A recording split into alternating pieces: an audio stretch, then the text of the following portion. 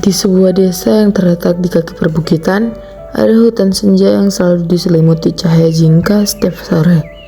Penduduk desa menyebutnya begitu karena warna langit selalu berubah lembut setiap kali matahari turun, seolah hutan itu sedang menarik nafas panjang sebelum malam tiba. Di desa itu tinggal seorang anak bernama Lira, gadis berusia 12 tahun yang sangat menyukai ketenangan.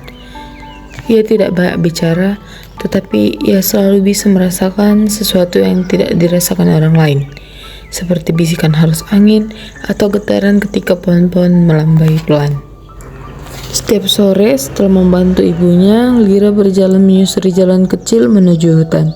Ia suka duduk di sebuah batu besar di dekat akar pohon tua. Di sanalah ia merasa seolah dunia berhenti bergerak dan hanya suara alam yang bicara. Namun pada suatu sore, suasana berubah. Angin bertiup lebih pelan, burung-burung berhenti berkicau, dan hutan mendadak hening. Bukan hening yang menakutkan, hening yang seperti menunggu.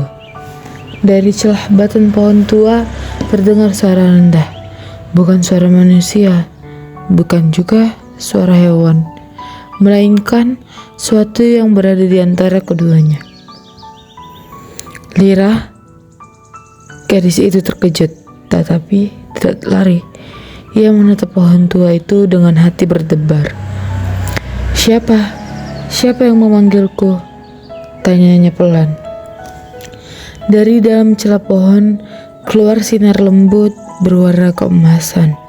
Lalu suara itu kembali berbicara, kali ini lebih jelas.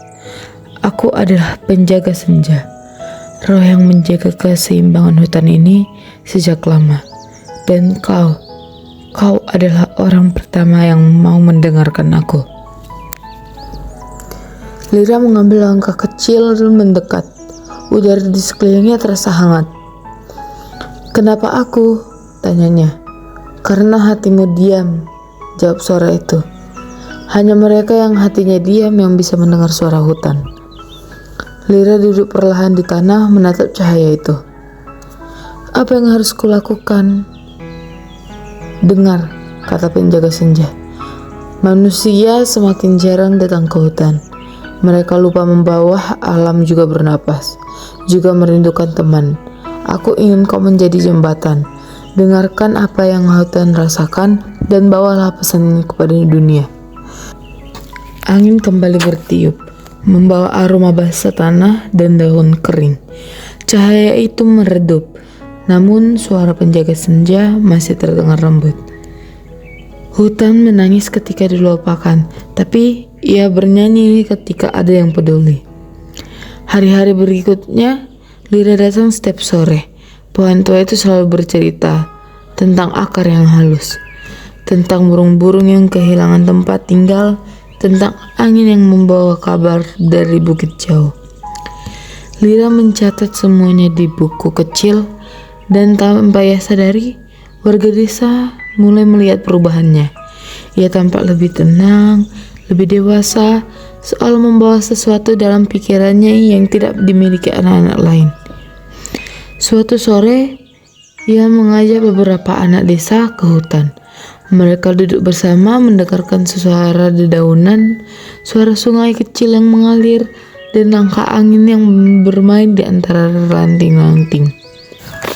Awalnya, mereka tak merasakan apa-apa, namun lama-lama keheningan itu membuat mereka mengerti. Ada sesuatu di hutan yang menenangkan, sesuatu yang membuat hati terasa lebih ringan. Sejak saat itu, hutan senja tidak pernah sepi. Anak-anak desa datang untuk bermain, orang dewasa datang untuk beristirahat dari pekerjaan, dan burung-burung kembali bersarang di dahan-dahannya. Pohon tua itu bersinar lembut setiap kali Lira lewat seakan senyum, dan penjaga senja berkata kepada gadis itu, "Kau sudah membuka telinga banyak hati. Selama ada yang mau mendengarkan, hutan ini akan tetap hidup." Lira mengangguk pelan. Ia tahu bahwa selama ia masih bisa mendengar bisikan senja, hutan itu akan selalu berbicara, dan ia akan selalu menemuinya.